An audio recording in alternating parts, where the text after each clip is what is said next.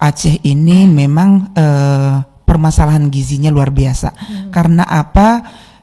Kita merupakan peringkat tertinggi berdasarkan hasil SSGI 2021 yang lalu. Nah, 2 hari ke depan ini kita akan menunggu hasil SSGI 2022. Nah, besar harapan kita bisa menurunkan prevalensi stunting di Aceh terutama, dan juga target untuk prevalensi stunting se-Indonesia.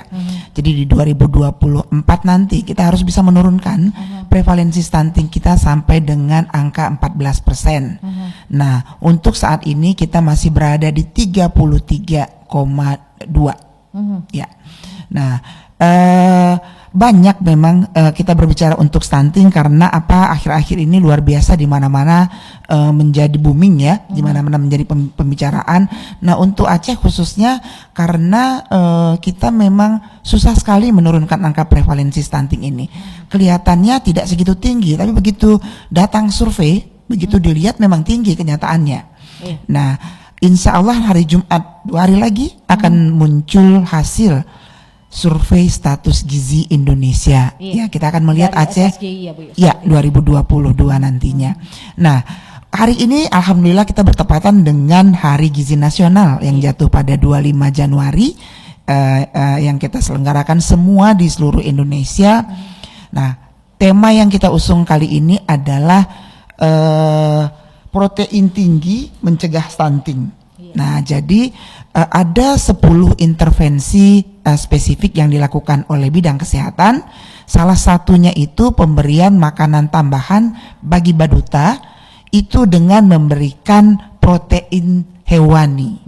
Nah, jadi diharapkan balita kita, baduta terutama, setelah kita lanjutkan, pertama kita mulai begitu lahir dengan inisiasi menyusu dini. Jadi biarkan bayi mencari puting susu ibunya. Nah, sehingga begitu itu berhasil, insya Allah ASI eksklusif akan berhasil. Apa itu ASI eksklusif? Hanya memberikan ASI saja sampai dengan bayi berusia 6 bulan. Yang lain nggak perlu. ASI tok sudah cukup untuk memenuhi asupan gizi yang bagus buat bayi kita. Nah, setelah 6 bulan baru kita berikan makanan pendamping ASI. ASI tetap diteruskan sampai dengan 2 tahun, tapi kalau sudah 6 bulan ASI saja tidak cukup. Perlu makanan pendamping. Perlu tambahan, ya, Bu? Perlu makanan tambahan. Nah, setelah 1 tahun, nah itu sebaiknya upayakan makanan bayi kita ini mengandung tinggi protein, terutama protein hewani. Yang di Aceh luar biasa, Pak Junaidi. Nah, kita punya sumber daya laut yang luar biasa ya, pesisir barat, pesisir timur, itu ikannya di Aceh ini cukup segar. Di provinsi lain sudah 10 kali mati hidup lagi ikannya. Nah, sebenarnya nggak ada alasan Aceh itu untuk stunting gitu loh. Nah, karena ikannya cukup segar dan banyak tersedia. Nah, tapi kenapa ini bisa terjadi? Mari sama-sama kita nanti mungkin dengan Pak Junaidi bisa apa yang terjadi di lapangan gitu loh. Karena masih banyak mitos juga. Jangan banyak kasih ikan nanti cacingan. Masih ada. Nah, seperti jangan itu. Banyak kasih makan telur nanti bisulan. Nah, gitu. itu makanya jadi hal-hal seperti itu menghambat. Nah, kapan tahunnya stunting? Begitu mau masuk polisi, mau masuk pilot, itu kan diukur tinggi badannya, nggak bisa. Terus bergantung 1 bulan tetap juga nggak tinggi, karena proses tinggi badan anak itu dimulai dari sejak dalam masa kandungan. Jadi berikan intervensi gizi yang cukup baik sejak dalam masa ibu hamil. Kalau kita bicara sejak ibu hamil, nanti kita akan rinci lagi, Bu, ya. Boleh. Seperti ibu hamil itu kan intinya harus sehat, harus fresh ya, Bu, seperti jangan ada stres ya. Kan itu menjadi persoalan juga ya. Betul. Otomatis sampai dikonsumsi gizi yang baik dia makan begitu. Betul. Baik, kita ke Pak Junaidi. Pak Junaidi, persoalan seperti kata Ibu Sulasmi tadi bahwa menjadi tantangan buat kita bersama ya, bukan pemerintah saja tapi kita bersama ini, Pak Junaidi. Apa yang dirasakan di lapangan, persoalan dan permasalahan? Sebenarnya kita punya kekayaan alam yang luar biasa begitu. Bagaimana ini, Pak? Kenapa kita tidak bisa nikmatinya? Ada apa di situ? Baik. Assalamualaikum warahmatullahi wabarakatuh. Waalaikumsalam warahmatullahi wabarakatuh. Pertama, kami mengucapkan selamat Hari Gizi Nasional ke-63 tahun 2023 kepada seluruh rakyat Indonesia dan khususnya kepada masyarakat Aceh, yang kita berharap dengan Hari Gizi Nasional ini untuk mengingatkan kita kembali bahwa pentingnya masalah gizi untuk menghasilkan kualitas generasi ke depan sehingga kualitas pembangunan dan masyarakat Aceh akan lebih baik ke masa depan. Baik, nah mengingat tentang begitu persoalan masalah gizi ya, yang disebabkan oleh banyak multifaktor, dan tema kali ini kita mengangkat tentang pentingnya asupan protein dalam cegah stunting untuk mengurangi semua masalah gizi yang ada di Aceh. Nah, kalau kita melihat potensi, memang Aceh itu kita bersyukur alhamdulillah sekali berada pada ujung Sumatera yang daerah laut, yang dimana potensi laut kita luar biasa. Nah, kemudian kita juga memiliki tingkat sumber protein hewani yang lain seperti peternakan, termasuk telur, ya, kemudian produk hewani yang lain. Tetapi sebuah hal yang kontradiktif, kenapa toh masalah gizi kurang, wasting, stunting itu tinggi? Nah, harusnya kan tidak tinggi. Nah, ada apa sebenarnya? Nah, kita bisa menyoroti yang pertama bahwa masyarakat kita dalam hal mengelola, menggunakan, memanfaatkan daripada sumber alam ini, khusus sumber protein hewani ini, dalam hal berperilakunya masih sangat kurang mungkin. Nah, ini faktornya. Ya, misalnya gini, mereka punya sumber ikan, punya telur, punya produk-produk hewani yang karena itu memang dimiliki oleh keluarganya, ya. Tetapi mereka lebih cenderung itu dijual, tidak mereka manfaatkan sendiri. Nah, ini kenapa? Ini kan ada perilaku yang belum mendukung memanfaatkan sumber daya protein hewani yang ada pada masyarakat. Nah, ini mungkin salah satu penyebab utama daripada persoalan gizi kita. Kalau kita melihat sumber alam kita. Nah, maka di sini perlu kita melakukan pertama-tama adalah bagaimana kita secara berkeseluruhan dan bersama-sama, karena berbicara tentang masalah gizi ini bukan hanya faktor kesehatan. Ya, hampir 70% masalah gizi dan stunting ini disebabkan oleh di luar kesehatan. Ya, seperti lingkungan hidup, kemudian penyediaan sumber pangan, kemudian lingkungan ya yang ada, kemudian sampah, ya, kemudian tentang ekonomi. Nah, ini 70%. Nah, sementara kesehatan 30%. Jadi bagaimana kita membangun bersama-sama? Nah, kalau kita bicara masalah perilaku, bagaimana kita bisa merubah perilaku masyarakat? Nah, ini. Nah, misalnya kita punya bantuan dalam hal peternakan, bantuan tentang di desa-desa. Nah, ini tidak cukup hanya untuk meningkatkan ekonomi, tetapi bagaimana sumber daya yang mereka gunakan, mereka punya perilaku untuk mengelola. Misalnya bagaimana mengolah sumber ikan menjadi PMT balita, telur bagaimana diolah menjadi makanan yang sehat bagi bayi dan balita, ibu hamil dan juga ibu-ibu menyusui. Nah, ini perilaku ini sebenarnya yang perlu kita tekankan sekali, sehingga dengan perilaku yang sudah baik, tentunya semua sumber daya alam itu akan bisa dimanfaatkan untuk menyelesaikan persoalan-persoalan gizi yang ada di masyarakat. Jadi penekanan kita adalah bagaimana kita merubah perilaku masyarakat. Gitu. Oke. Nah, untuk mengubah perilaku masyarakat ini yang seperti apa harus kita lakukan sebenarnya nih Pak? Apakah mereka paham tidak akan gizi ini? Penting sekali bagi anak ya, bagi keluarga khususnya begitu. Nah, kalau Bapak katakan tadi mereka punya peternakan ayam misalnya, seperti telurnya dijual, tapi kan bisa juga dikonsumsi keluarga begitu ya. Ini bagaimana ini Pak? Jadi ini pekerjaan yang paling sulit memang, dan sejarah membuktikan bahwa hadirnya Rasulullah Muhammad kan hanya merubah perilaku sebenarnya. Nah, kita melihat bagaimana upaya merubah perilaku itu dari sejarah, semua catatan sejarah itu berat. Nah, artinya di sini kita harus melihat persoalan rendahnya perilaku masyarakat dalam hal gizi dan kesehatan ini suatu hal yang sangat serius. Ini yang pertama harus kita pandang. Jadi semua pengambil kebijakan harus melihat bahwa perubahan perilaku ini harus ditangani dengan serius. Nah, lalu apa yang harus dilakukan?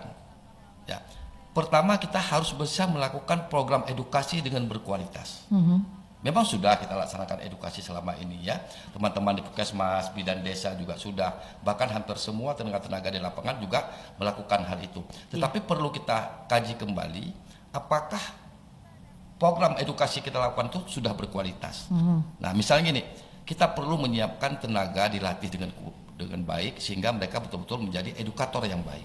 Nah, kemudian sarananya, apakah sarana ketika kita melakukan perubahan perilaku itu sudah cukup?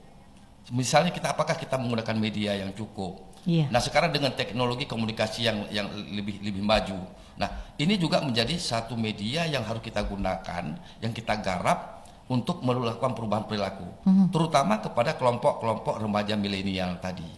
Nah, kita jangan melulu kita hanya melakukan edukasi kepada ibunya. Nah, bagaimana anggota keluarga yang ada di situ? Nah, jadi mereka harus memiliki persepsi yang sama terhadap perilaku gizi dan kesehatan ini, sehingga mereka saling memiliki kekuatan, mulai dari ayahnya, ibunya, anak-anak dalam rumah tangga yang seperti remaja tadi. Ini bagian penting yang harus kita garap untuk dirubah perilaku sehingga keluarga itu memiliki kualitas perilaku yang baik. Kalau masyarakat sudah tumbuh perilaku yang baik, maka beban petugas itu nggak banyak lagi. Nah, selama ini kita kan mengharap kita yang akan merubah, sementara masyarakat partisipasi sangat rendah untuk merubah karena kemampuan dia dalam hal konsep perilaku gizi ini masih lemah. Jadi ini yang kita garap dan semua pihak harus menuju ke situ. Apakah mungkin bisa jadi masyarakat kurang kepedulian hal seperti itu, Pak? Sebenarnya begini, ya, kalau bagi kami sebagai ahli gizi dan petugas kesehatan, kami tidak pernah menganggap bahwa kekurangan peduli masyarakat. Memang itu adalah situasi masyarakat kita. Nah, situasi dan keadaan begitu. Kita. Jadi tugas kita bagaimana mereka yang memang masih kurang peduli harus peduli. Kenapa saya katakan demikian? Kalau kita menempatkan bahwa ini kesalahan ini ada pada ketidakpedulian masyarakat, berarti kita tidak lagi melakukan, kita lepas itu. Nah, itu konsep dalam perubahan perilaku. Jadi kita menganggap bahwa masyarakat pasti akan peduli, tergantung kekuatan kita untuk mereka, kita bangkitkan motivasi mereka agar mereka peduli. Intinya semangat mereka untuk gizi tersebut penting sekali ya, seperti itu ya Pak. Oke, baik. Pendengar Anda masih bersama kami, pemenuhan gizi dan juga permasalahannya. Kita buka kesempatan untuk Anda di pesawat telepon 0651 44336 dan juga di WhatsApp 0811671397. Kita ke Dr. Sulastri kembali.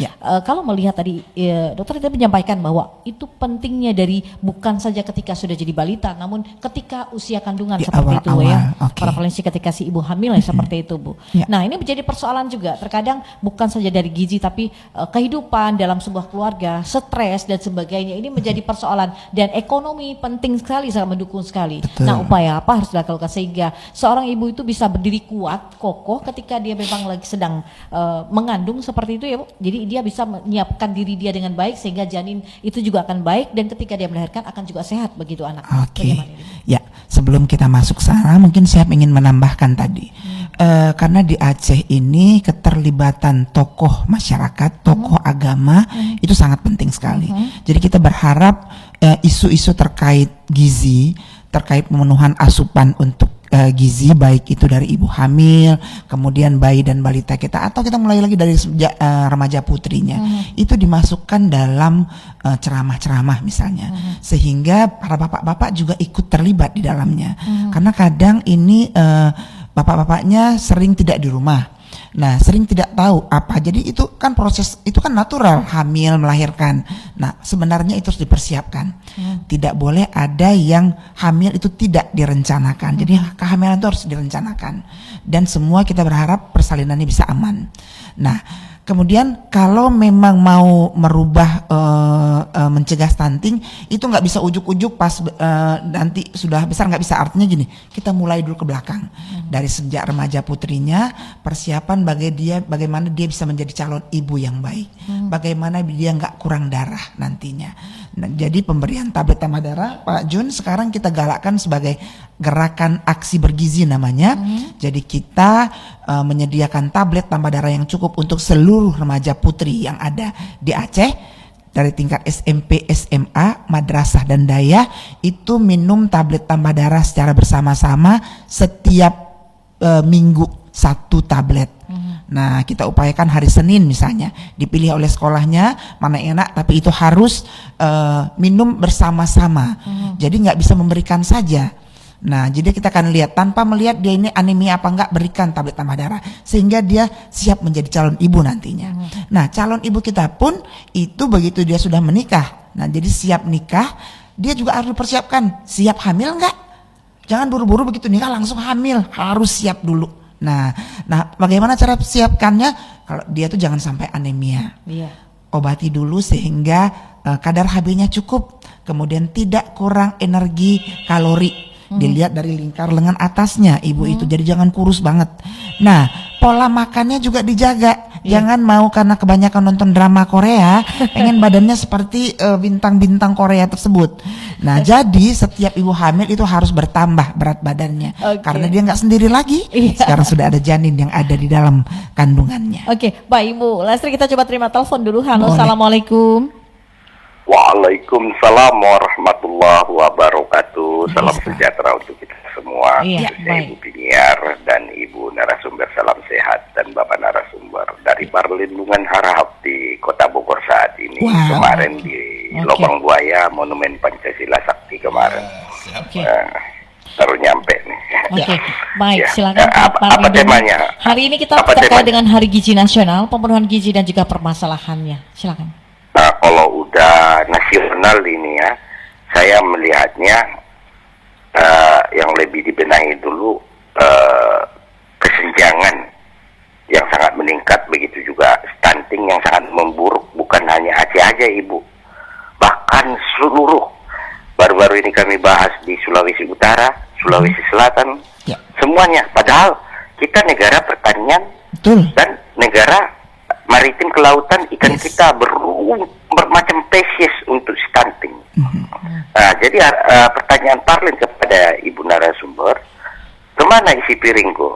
Ini tanggung jawab siapa? Apakah tanggung jawab keluarga itu? Enggak juga. Saya arahkan ke pemerintah. Kenapa? Kemana ketahanan pangan, lumbung pangan, kedaulatan pangan, kesejahteraan pangan, dan kesejahteraan petani, nelayan? Kemana? Kan kita nggak tahu. Nggak pernah dikatakan wakil rakyat kita di sana yang oposisi membuat pembanding untuk Badan Pusat Statistik. Oh, segini-segini tandingannya di kamar dagang seperti apa, di kesehatan seperti apa. Nah, dan yang penting lagi, kebanyakan saat ini bikin sup, saya kira ayam potongnya bukan ayam kampung. Gimana anak itu stunting? Baik, banyak sekali stunting ini. Dia keturunan tulang besar, tetapi kok pendek, udah pendek, kaki pula. Maaf cakap. Kita bukan menghina kan, tapi ini kesalahan siapa? Bukan keluarga itu aja. Semua harus bertanggung jawab yang diberikan oleh rakyat, menjalankan amanah sebaik-baiknya. Jangan durhaka kepada rakyat. Karena ini tanah rakyat, tanah raja, punya rakyat, bukan punya pemerintah. Jadi ini harus semua, mau baik MAA, Majelis Adat Aceh, ini turun supaya anak-anak ini berakhlak dan sehat. Istilahnya, buat apa obesitas kita kalau nggak sehat? Ini juga harus dilihat juga, makanya ada isi piringku. Ini tanggung jawab pemerintah, saya rasa. Demikian, terima kasih Ibu. Assalamualaikum warahmatullahi wabarakatuh. Waalaikumsalam warahmatullahi wabarakatuh. Baik, dari Pak Perlindungan di Bogor, silakan Ibu Sastrianti. Terima kasih Pak Perlindungan di Bogor, jauh sekali kotanya dingin ya Pak. Di Aceh juga musim hujan nih Pak. Nah, saya setuju sekali dengan Pak Perlindungan yang mengatakan bahwa ini urusan kita bersama Pak. Jadi tidak bisa saling menyalahkan, tapi saling bergandeng tangan. Nah, seperti yang dikatakan tadi Pak Junaidi bahwa daya ungkit untuk health sector, untuk penanggulangan atau percepatan penurunan stunting hanya 30%. Kita butuh yang di luar kesehatan Pak, 70% daya ungkitnya. Kita ngomong apa saja tapi kalau sarana air bersih tidak ada, sama aja. Kita ngomong apa aja kalau panennya gagal mau bilang apa gitu Pak. Tidak ada yang bisa dia hidangkan. Nah, tetapi pada keadaan tertentu, nah kalau kita bilang ekonomi, memang menjadi salah satu kendala. Tapi ada juga yang ekonominya menengah ke atas, tapi kurang gizi juga Pak anaknya.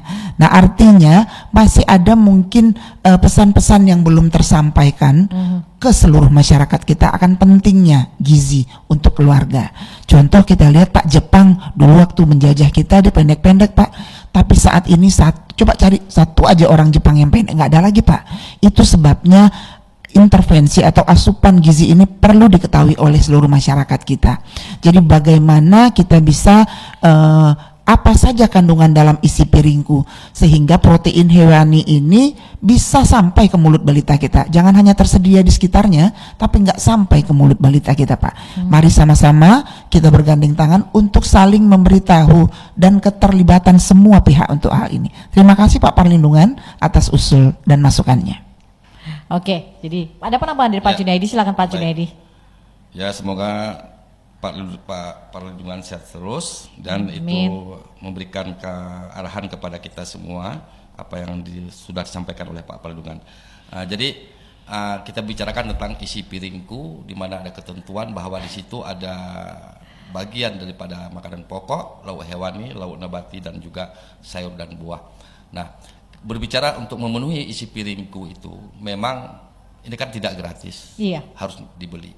Nah, maka langkah pertama sebenarnya harus kita segmentasikan sasaran kita.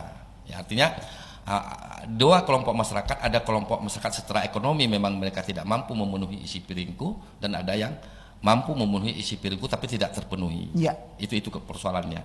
Nah, jadi memang di sini artinya saya setuju dengan Pak Perlindungan tadi. Ketika kita mengejarkan isi piringku, kita harus tahu dulu apakah program isi piringku bisa terwujud tidak. Nah, itu pertama. Tentu ada yang terwujud, ada yang tidak. Kita harus punya data itu. Nah, yang tidak terwujud kenapa?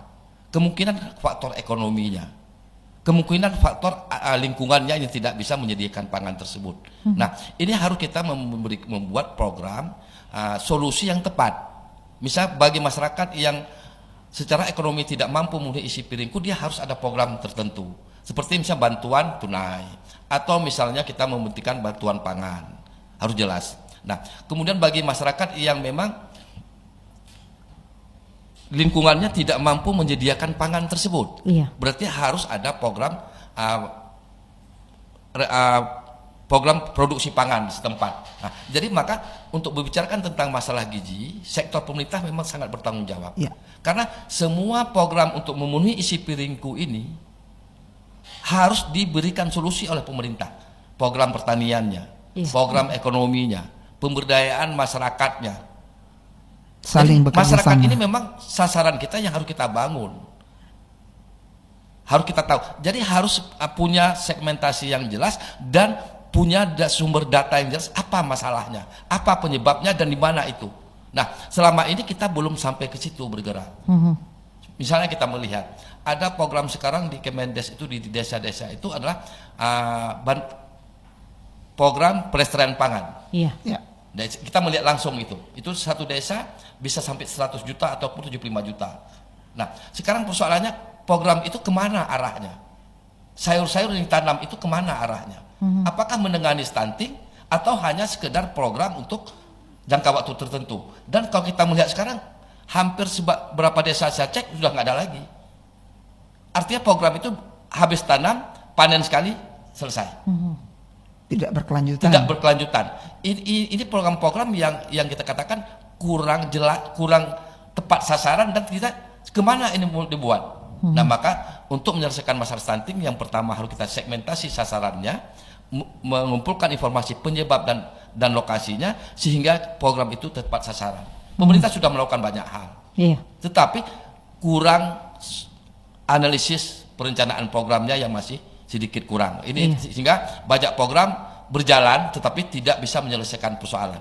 Semoga dengan arahan Pak Perlindungan tadi kita menyadarkan kita semua, mari kita lebih serius, lebih berkualitas, lebih profesional untuk menangani masalah-masalah gizi dan kesehatan yang ada pada masyarakat.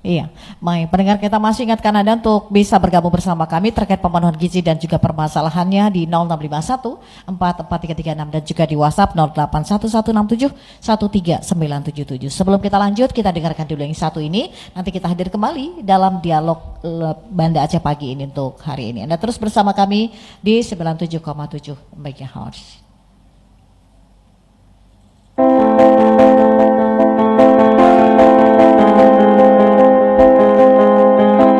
Indonesia masih menghadapi berbagai tantangan masalah gizi. Setiap tanggal 25 Januari seharusnya menjadi momentum yang tepat untuk meningkatkan semangat menyelesaikan masalah gizi. Hari Gizi Nasional diperingati setiap tanggal 25 Januari. Hari Gizi Nasional pertama kali diadakan oleh Lembaga Makanan Rakyat atau LMR pada pertengahan tahun 1960-an. Kemudian dilanjutkan oleh Direktorat Gizi pada tahun 1970-an hingga sekarang.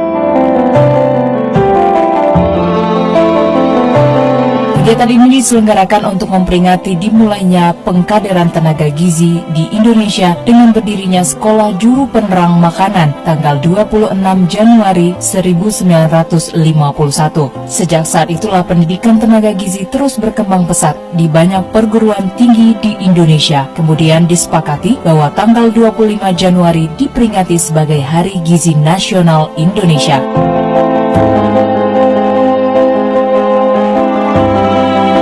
Pentingnya gizi dalam kehidupan sudah diperkenalkan oleh Bapak Gizi Indonesia almarhum Profesor Purwo Sudarmo sejak awal kemerdekaan. Guna menanggulangi permasalahan gizi di Indonesia, diperlukan dukungan seluruh lapisan masyarakat dan lintas sektor. Hal ini dilatar belakangi permasalahan gizi tidak hanya berhubungan dengan kesehatan saja. Lebih luas lagi masalah gizi dipengaruhi oleh berbagai hal seperti ekonomi, sosial, budaya, pola pengasuhan, pendidikan, juga lingkungan.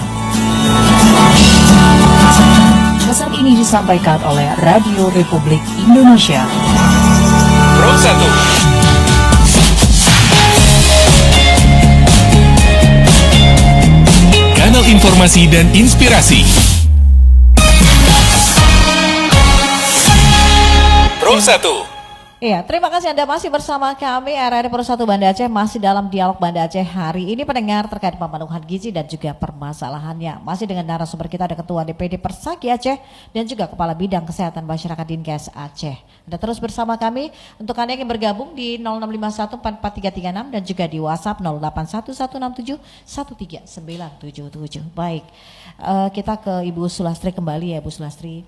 Menyikapi dengan, kan kita ini bisa dikatakan gizi itu kan banyak berpengaruh ya, ada gizi buruk dan juga stunting dan sebagainya begitu. Mungkin data prevalensi itu kita untuk tahun 2022 kemarin seperti apa Bu datanya nih? Ya, tadi dari gizi buruk ya juga ada stunting seperti itu. Ini kan harus diklasifikasikan kan seperti itu Bu. Seperti apa?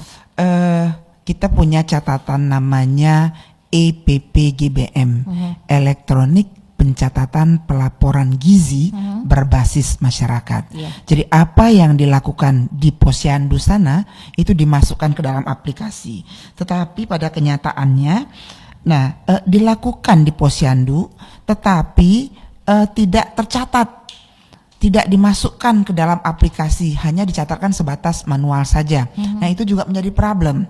Jadi inputan yang kurang maksimal sehingga kita tidak bisa mendapatkan data yang real yang sepenuhnya. Data yang akurat begitu. Iya. Nah itu sebabnya dilakukan survei status gizi Indonesia yang mengambil sampel di beberapa kepala keluarga untuk melihat. Nah dari sampel itulah jadi bisa mewakili berapa prevalensi yang stunting tadi. Nah, nanti mungkin Pak Jun punya data, saya juga punya, tapi saya nggak bawa hari ini karena memang semangat untuk Hari Gizi Nasional hari ini.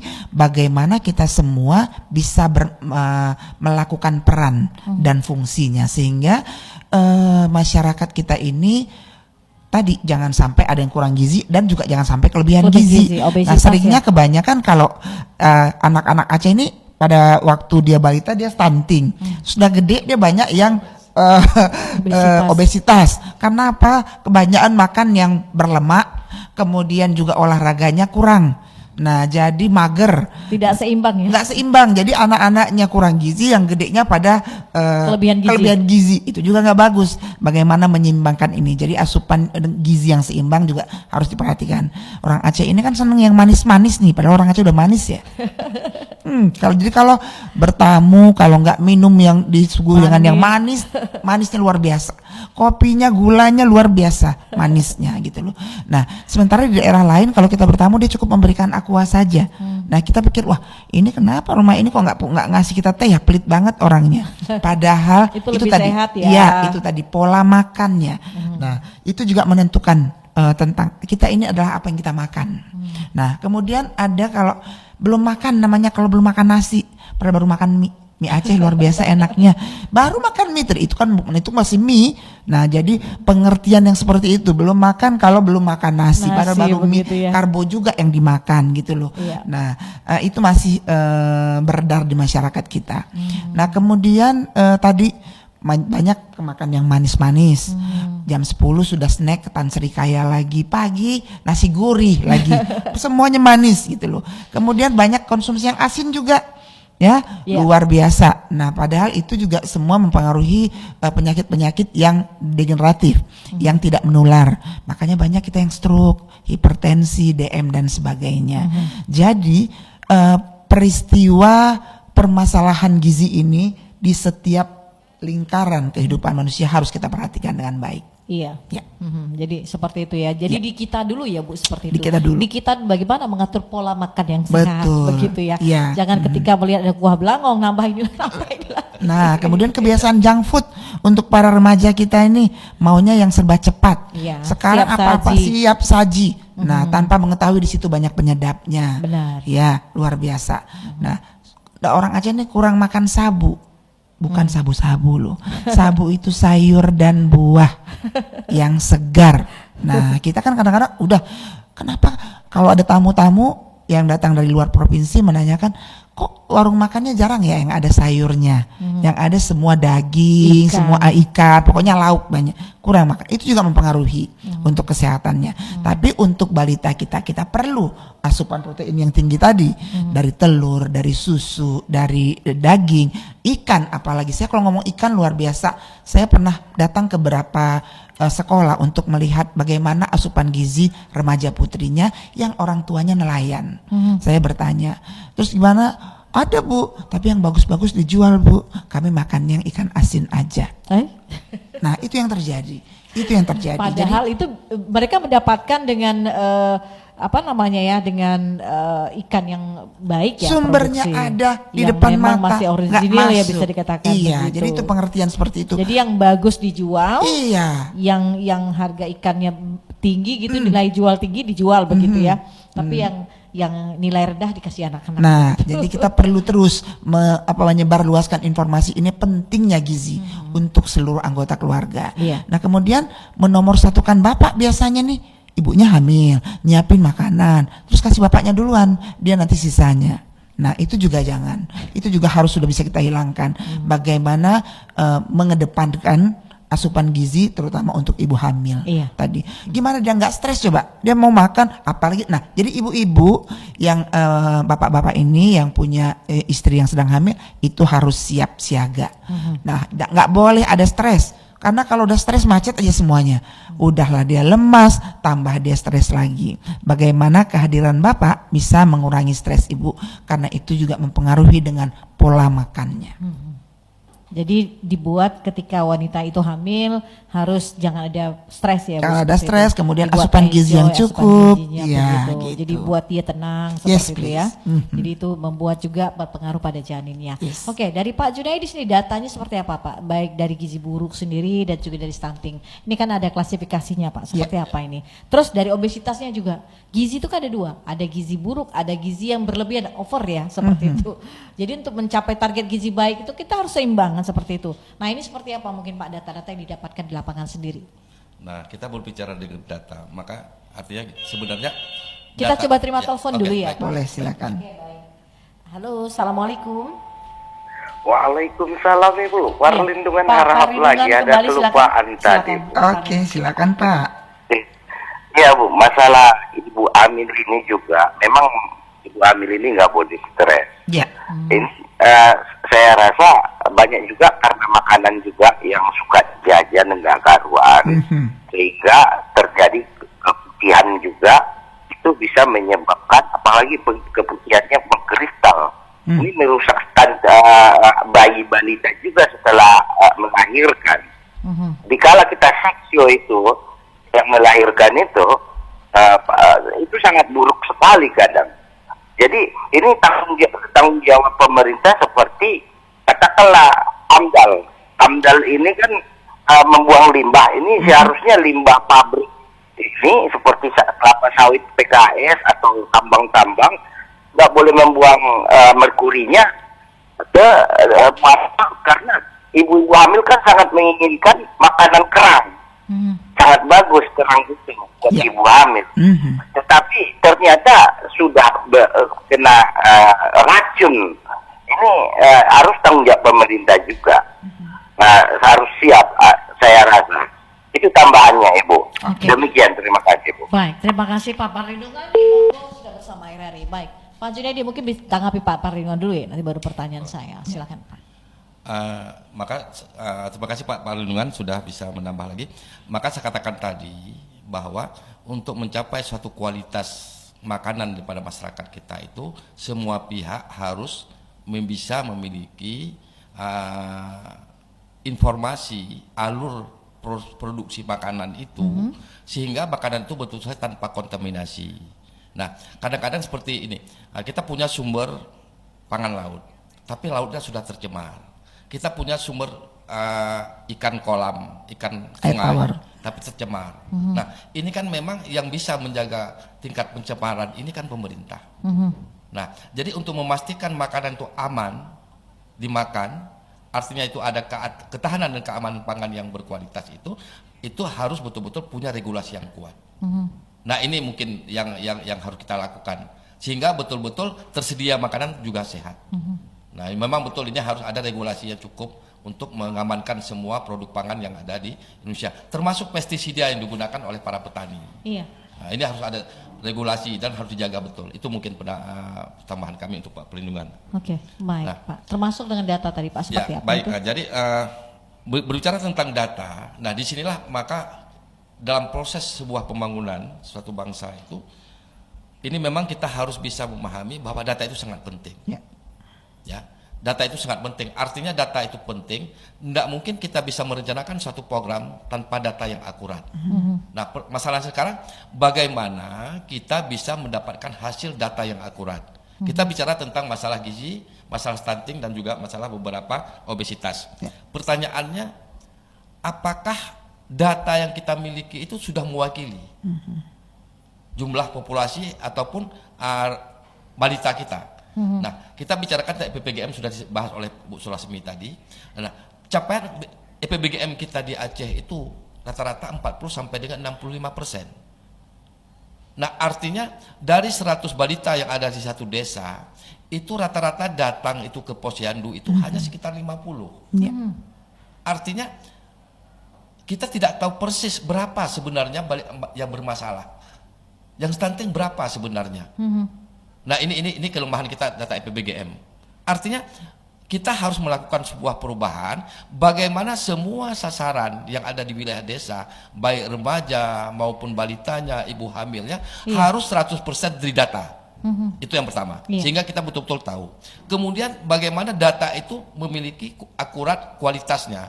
Tenaga pengumpul datanya harus betul-betul mampu, alat juga harus digunakan yang representatif. Kita melihat sekarang di desa-desa ada yang menggunakan pengukur panjang badan, tinggi badan, ada yang menggunakan tikar pengukur, bahkan ada yang menggunakan pita meteran kain. Nah, bagaimana kita dapat melihat kualitas data di sini? Nah, ini harus dilakukan sebuah perubahan besar-besaran dalam hal aspek pengumpulan data, tenaganya dan juga responden atau subjek yang akan kita kumpul. Nah, maka dilakukanlah data pembanding seperti ESGI. Nah, ini juga jadi masalah bahwa banyak di daerah tidak menerima data ESGI tersebut. Mereka membandingkan dengan EPBGM. Padahal EPBGM itu tidak bisa digunakan kalau tidak mencapai 85%. Nah, jadi mau tidak mau kita harus menggunakan data ESGI yang secara konsep pengumpulan datanya itu sangat berkualitas. Karena apa? Alatnya representatif, tenaga dilatih. Secara ilmiah mereka mengambil bagian-bagian sampel yang sudah mereka perhitungkan secara ilmiah. Nah, ini yang harus kita pahami tentang data. Nah, kalau datanya tidak akurat, maka sasaran kita juga ya nggak akan akurat. Nah, maka kita khawatirkan dengan ESGI 2022 ini, kita belum tahu angkanya turun berapa. Karena apa? Karena kita tidak bisa menangani semua balita stunting. Karena nggak datang ke posyandu masalahnya. Iya. Nggak bisa menangani semua remaja anemia. Karena di sekolah juga tidak mau semua didata.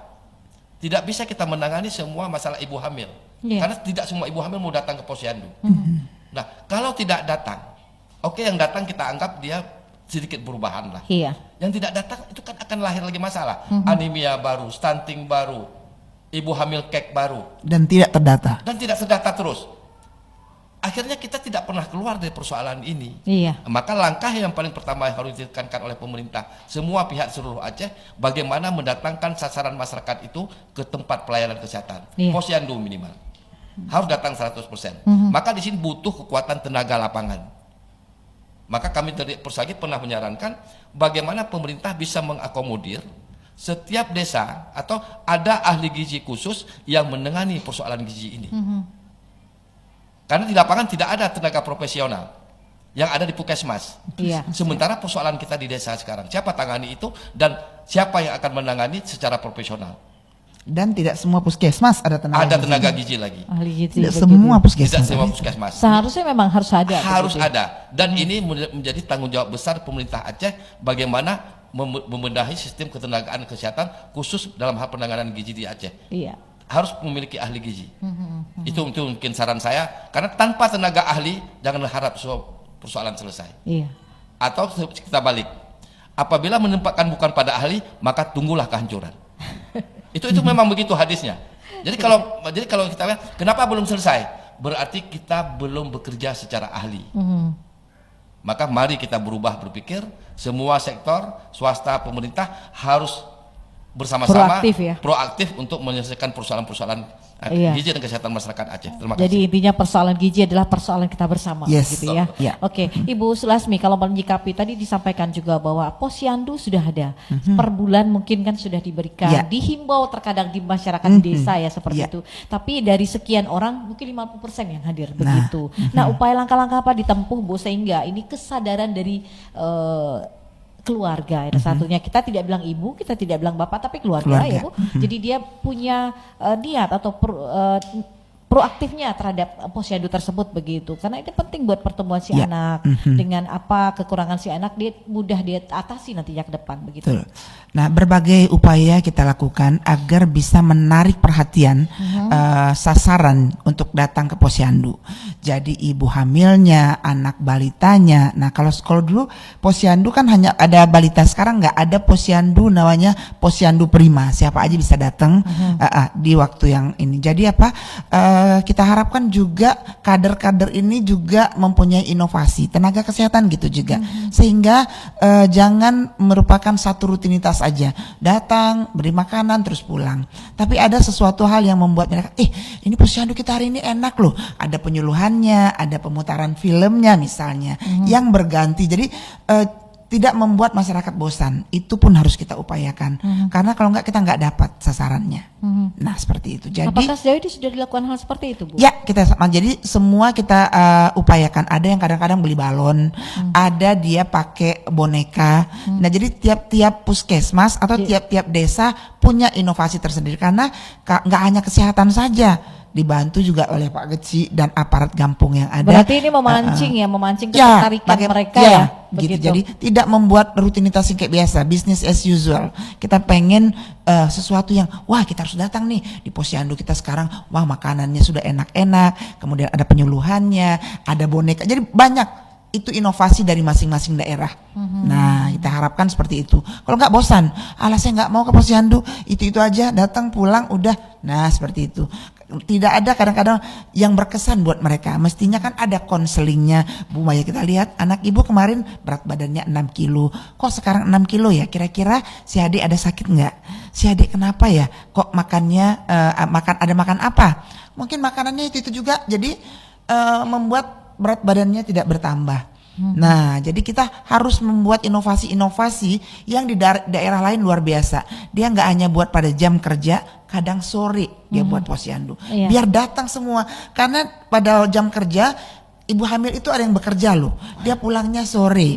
Nah, di daerah Jawa misalnya mereka buat kapan ini? Mau dibuat hari libur? Yuk. Yang penting orangnya datang. Datang. Nah, jadi bukan kita berusaha memenuhi keinginan kita datang harus, jangan.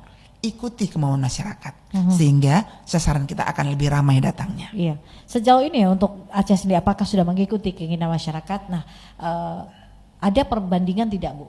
Perubahan terjadi begitu? Di beberapa tempat ada. Nah, misalnya kayak Biren tuh dia belum mencoba sehingga ada permainan-permainan. Nah, gitu. Tapi sementara yang lain juga kita tunggu, mudah-mudahan bisa cepat. Nah, terutama untuk di kota tantangannya lebih berat. Karena apa? Banyak yang nutup pintu, nggak mau datang, didatengin tenaga kesehatan juga nggak mau.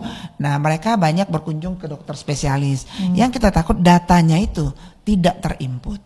Nah, seperti itu. Iya. Jadi kalau ketika tim kesehatan ke rumah, ya kalau diminta data diberikan, begitu ya, Bu. Sehingga nanti data itu bisa prevalensinya bisa dilihat, apa dan bagaimana. Oke, baik. Pak Junaidi, mungkin ada penambahan dari Pak Junaidi seperti apa nih, mengajak masyarakat ya kita memang sama-sama lah begitu Pak, upaya-upaya kita lakukan begitu. Jadi sebenarnya kalau kita melihat sejarah Posyandu itu memang satu hal yang dibangun untuk menjadi ujung tombak kesehatan sebenarnya. Ya. Karena ada setiap kampung. Ada setiap kampung. Betul. Namun kita harus pahami juga bahwa moto Posyandu itu dari masyarakat untuk masyarakat oleh masyarakat. Ini prinsip. Nah, maka prinsip ini yang harus kita telaah kembali. Apakah prinsip ini masih berjalan tidak? Itu, menurut di lapangan seperti apa, Pak? Maka saya katakan artinya saya ada kemarin minggu lalu juga ada di kota, saya memberikan sebuah edukasi. Persoalan mereka itu bahwa jumlah balitanya banyak, jumlah sasaran Posyandu banyak, dengan jumlah kader yang terbatas. Nah, kemudian kan wilayah pedesaan juga luas wilayahnya. Nah, tetapi harus satu Posyandu. Nah, jadi kalau masyarakat, saya katakan kalau memang masyarakat ingin membuat 2 Posyandu, ya silakan. Tidak ada masalah. Tetapi persoalannya ketika mereka mengajukan kepada yang terkait, ini enggak, biar satu saja. Nah, ini persoalan-persoalan inilah yang harus kita selesaikan. Artinya ini milik masyarakat. Seperti Bu Sulaiman katakan, ada Posyandu buka sore, kenapa boleh? Malam, kenapa tidak? Serahkan kepada mereka. Kita membina mereka bagaimana mereka bisa manfaatkan Posyandu sebagaimana selera mereka. Nah, kemudian kita membantu tadi, maka petugas kesehatan hanya membina di Posyandu, membuat inovatif, membuat program-program kita ke kadernya supaya kader itu punya kekuatan untuk membangun ini. Bahkan dana desa itu disediakan untuk Posyandu 10% sampai 20%. Dan itu besar. Jadi kita harus melakukan perubahan besar-besaran terhadap prinsip Posyandu, kita kembalikan pada dasarnya. Kemudian kita benahi sistem Posyandu, tempatnya. Ini kan kita menjual produk. Iya. Kenapa mereka nggak mau datang Posyandu di kota? Mereka lebih cenderung ke dokter spesialis, semua lengkap dan mereka mampu membayar. Karena Posyandu mereka melihat juga tidak ada keuntungan yang sangat besar. Nah, ini perusahaan-perusahaan di kota. Di desa lain lagi mereka terlalu jauh untuk datang ke Posyandu. Jarak yang ditempuh. Waktu ibunya harus ke sawah. Nggak fleksibel karena harus petugas punya datang jam sekian. Nah, maka di lapangan kita melihat seolah-olah Posyandu ini sudah dikendalikan oleh petugas kesehatan. Padahal nggak boleh, itu milik masyarakat. Kita harus ikutin jadwal mereka. Bukan mereka diikut jadwal kita. Berarti, inilah yang perlu dibuat regulasi. Saya katakan, kenapa saya bicarakan regulasi? Tanpa regulasi aturan yang cukup benar, kuat, orang bisa memilih bla bla bla. Ketika ada aturan dan itu diawasi, pasti terwujud Posyandu dengan beraneka jadwal dan juga program. Dan inovatif. Inovatifnya akan jalan. Apakah regulasi ini sudah dibuatkan, Pak? Seperti apa? Ya, regulasi kita ada bahwa Posyandu milik masyarakat. Tetapi kenapa tidak ketika mau ditambah Posyandu tidak boleh. Ketika jadwal dirubah tidak boleh. Terlalu kaku. Maka prinsip itu tidak lagi maksimal dijalankan di lapangan. Jadi di hari libur juga boleh ya seperti itu ya. Boleh. Itu kan hak masyarakat. Tapi terkadang di hari libur tidak dilaksanakan begitu. Nah, karena mereka mengharapkan petugas datang. Petugas nggak perlu datang hari Posyandu kalau nggak mau. Itu kegiatan masyarakat. Oh, ada program imunisasi, jadwal sendiri lagi. Kalau mau tambah. Tapi Posyandu dibebaskan, itu milik masyarakat. Iya. Yang bermasalah baru kita tangani nanti. Tapi kalau kita mengatur Posyandu nggak akan sama antara jadwal pegawai, petugas kesehatan dengan jadwal masyarakat. Nggak akan sesuai. Benar. Ini harus kita rubah besar-besaran. Nah, Jadi ATS mensinkronkan berubah. Sehingga jadwal nanti ini. dampaknya EPBGM meningkat. Iya, betul. Iya kan? Dan Iya. prevalensi stunting bisa turun. Iya. Dan masyarakat merasa memiliki posyandu. Mereka akan membenahi posyandu. PMT-nya bagus. PMT-nya akan bagus. Maka perlu tenaga khusus untuk mendampingi masyarakat di dalam hal masalah gizi dan Iya. kesehatan. Intinya jadikanlah posyandu itu sebagai rumah masyarakat. Benar, benar. Itu ya seperti itu ya, benar, Bu ya. benar. Nah, Jadi, ini kalau jangan kita- bosan. Jadi berbagai motivasi di situ yang dalam artian menarik perhatian masyarakat sehingga Iya. mereka ketika datang juga tidak bosan Bahkan begitu. kalau ya, kita seperti datang ke desa-desa posyandu, tidak ada posyandunya. Di rumah-rumah di mana mereka muat. Artinya gini, kenapa kita tidak membangun sebuah posyandu? Kita pernah di UNICEF dulu, Ibu. Iya, Taman Posyandu namanya. ada. Itu program UNICEF dulu. Artinya di posyandu itu ada tempatnya, ada tempat bermainnya, Bermain anak-anak. semua lengkap di situ. Jadi seperti PAUD kecil gitu loh, Iya. PAUD bagi anak-anak sebelum ikut PAUD. Jadi Kenapa kita tidak buat seperti itu? Jadi bagaimana kita memaksa masyarakat datang sementara keadaan halaman rumah dia lebih bagus ketimbang tempat posyandu. Mau digigit nyamuk ada orang, tidak mungkin. Jauh jalan lagi. Intinya Nggak sarana mungkin. prasarana harus baik begitu ya, Pak. Iya, harus Itu didukung. harus baik. Dan ingat satu lagi, kita selalu menganggap bahwa posyandu itu gratis. Tidak gratis posyandu. Mereka tidak membayar, tapi mereka mengeluarkan kos di luar uang. Waktu mereka keluarkan. Jarak tempuh ya. Jarak tempuhnya. Mereka harus tinggalkan kerja yang harus gaji, misalnya kalau masuk ke sawah dia bisa dapat 50.000. Ini lupa kita bayarkan, kita katakan gratis. Enggak, mereka mikir, ngapain saya bawa anak ke posyandu? Saya kerja dapat 50.000. Jadi ini harus kita berikan dia transaksi yang bisa dia merubah cara berpikir. Mindsetnya ya. Datang situ Mindset. jangan cukup hanya nimbang lalu pulang. Iya, Ngapain? Nah, jadi harus diberikan sebuah kepuasan kepada masyarakat yang datang. Maka saya setuju dengan pendapat Bu Sulasmi, buat konseling, buat main-main di situ. Iya, Jadi taman anak-anak kalau bermain. tidak datang merasa sedih. Iya. Kawannya datang. Nah, saya pernah buat di Aceh Timur ketika saya melatih bagaimana revitalisasi posyandu. Iya. Itu 5 tahun yang lalu. Saya katakan akhirnya diikutin oleh seorang kepala puskesmas, dia buat odong-odong.